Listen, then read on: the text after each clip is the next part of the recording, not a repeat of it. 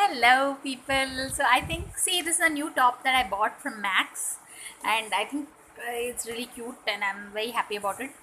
But in this particular video, I want to review this book by Murakami. It's called Men Without Women.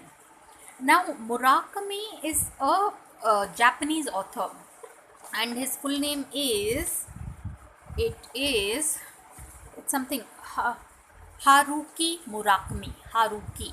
So, but Murakami is good enough. And when I studied at this place called the English and Foreign Language University, which is in Hyderabad, Murakami was one of these very respected authors. Like in terms of certain books, certain authors you should read, like Ernest Hemingway, and very high end and very highbrow. So yeah, Men Without Women. Honestly, if I were to give an honest review of Murakami's writing, is that it is not the kind of book that it's a page turner or anything, but it's something that you should read because it's it's a book written by Murakami. That's why you should read it. So I'm meandering right now, but yeah, people, this is a book that is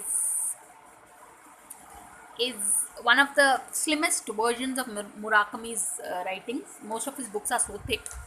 So yeah, so you can read this, Men Without Women. So on that note, thanks for watching and please subscribe.